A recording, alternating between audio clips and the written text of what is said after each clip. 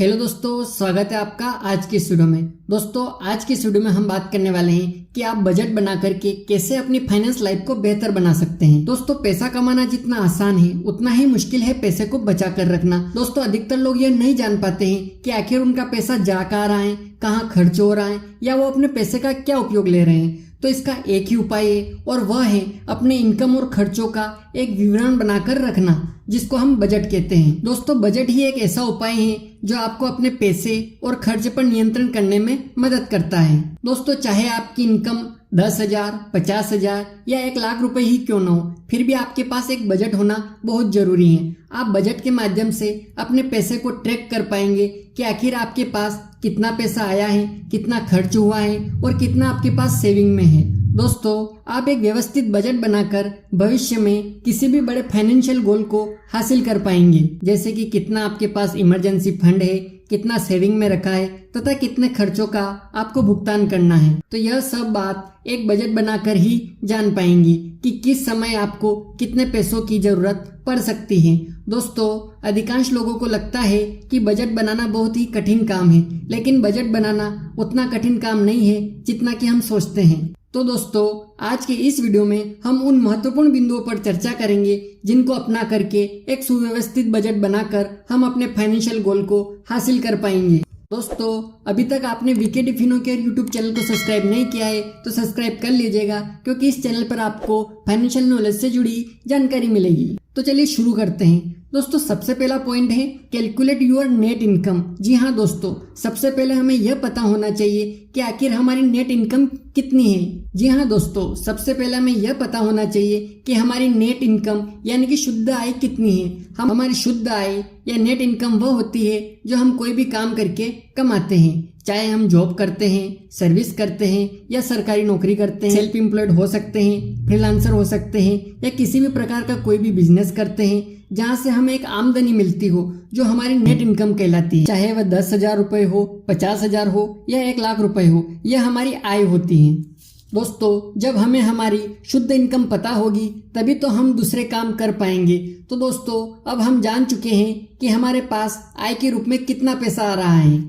चलिए अब बढ़ते हैं अगले पॉइंट की तरफ। दोस्तों दूसरा पॉइंट है कि अपने मासिक खर्चों को ट्रैक करना या उन पर नजर रखना। दोस्तों जब हमें यह पता चल गया है कि हमारे पास कितना पैसा आ रहा है तो हमारा अगला कदम यह पता लगाना है कि यह जा कहाँ रहा है। दोस्तों यदि हम अपने खर्चों पर नजर रखेंगे तो हमको यह निर्धारित करने में मदद मिलेगी कि हम किस चीज पर अधिक पैसा खर्च कर रहे हैं और कहाँ बचत करना हमारे लिए जरूरी है। दोस्तों हमारे कुछ खर्चे ऐसे होते हैं जिनको चुकाना हमारी पहली प्राथमिकता में शामिल होता है, जैसे मकान का किराया, बिजली बिल या किसी लोन की ईएमआई। इसके बाद आता है किराने का सामान, मोबाइल या इंटरनेट का बिल, बच्चों की फीस या घर से कहीं आने जाने का किराया, घरेलू सामान, कपड़े या किसी प्रकार का गिफ्ट आदि शामिल है। तो दोस्तों इस प्रकार आप अपने महीने के होने वाले सभी खर्चों की लिस्ट बनाकर उनको लिख लीजिए। दोस्तों इस पॉइंट में हमने हमारे सभी प्रकार के छोटे से बड़े खर्चों की लिस्ट बना ली है। चलिए अब बढ़ते हैं अगले पॉइंट की तरफ। दोस्तों तीसरा पॉइंट है स्थायी खर्चे और अस्थायी खर्चे को अलग करें। स्थायी खर्चे वे खर्चे होते हैं जिन्हें नियमित पे करना जरूरी होता है, जैसे किराने का सामान आदि, तथा अस्थायी खर्चे वे खर्चे होते हैं जिन्हें टाला जा सकता है या रोका जा सकता है, जैसे बाहर खाना खाना या कोई सब्सक्रिप्शन हो सकता है। दोस्तों जब आप एक बार अपने सभी मासिक खर्चों की लिस्ट बना लेते हैं तब आप उस लिस्ट में से स्थायी खर्चे और अस्थायी खर्चों की पहचान करके उनकी लिस्ट बना ले।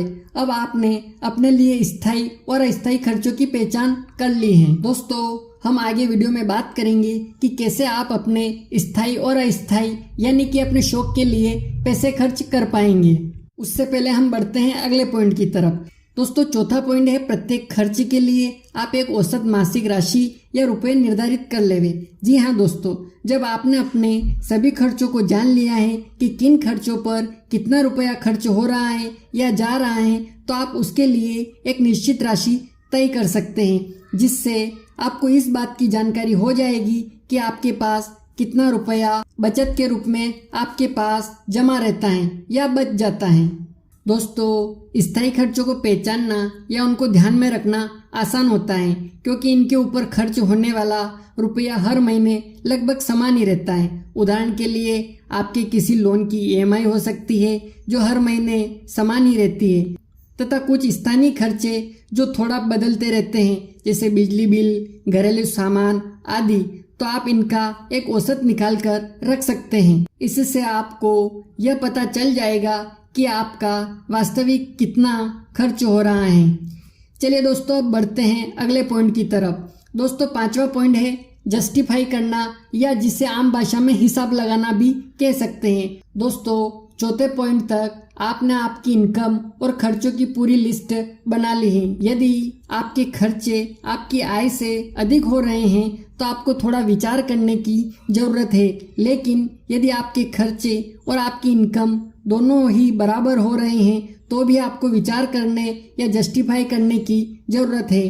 दोस्तों उदाहरण के लिए मान लीजिए कि आपके खर्चे आपकी इनकम से ज़्यादा जा रहे हैं, तो आपको अपने अस्थायी खर्चों के बारे में सोचना होगा कि क्या उनको रोका जा सकता है, जैसे बाहर खाना खाने की आदत या किसी प्रकार का कोई सब्सक्रिप्शन हो सकता है, तो आप उनमें कटौती कर सकते हैं। इसके साथ साथ आपको आपकी इनकम बढ़ाने पर भी ध्यान देना होगा।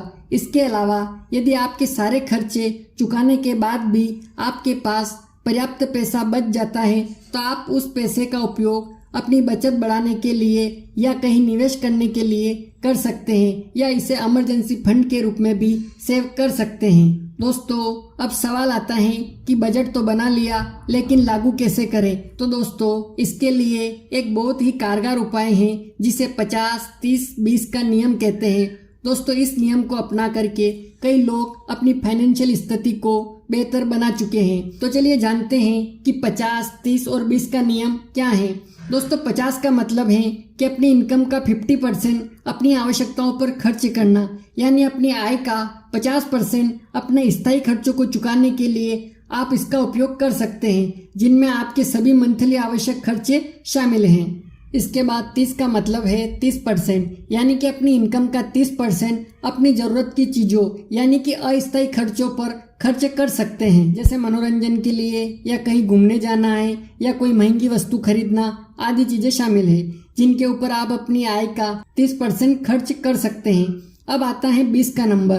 तो 20 का मतलब है अपनी आय का 20%, यानी कि सभी खर्चे निकलने के बाद जो 20% बचता है उसे आप अपने पैसे की ग्रोथ करने के लिए उपयोग कर सकते हैं। आप उसे कहीं निवेश कर सकते हैं या एक इमरजेंसी फंड बना करके उसे रख सकते हैं। आप इस 20% को वहां पर निवेश करें जो एक लंबे समय बाद आपको अच्छा फंड बना कर दे। तो दोस्तों इस प्रकार आप इस नियम को अपनाकर अपनी फाइनेंशियल कंडीशन को बेहतर बना सकते हैं। दोस्तों सबसे जरूरी जो काम है वह है अपना बजट बनाकर उस पर टिके रहना।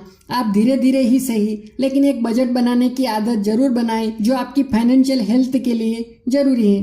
तो दोस्तों ये थी आज के इस वीडियो में बजट के बारे में पूरी जानकारी। आशा करता हूँ दोस्तों कि आप भी बजट बनाकर वीडियो में बताई गई बातों का जरूर पालन करेंगे। दोस्तों यदि आपने अभी तक वीकेडी फिनो के यूट्यूब चैनल को सब्सक्राइब नहीं किया है तो सब्सक्राइब कर लीजिएगा और बेल आइकन को भी प्रेस कर लीजिएगा, ताकि आपको इस चैनल पर फाइनेंशियल नॉलेज से जुड़ी जानकारी मिल सके।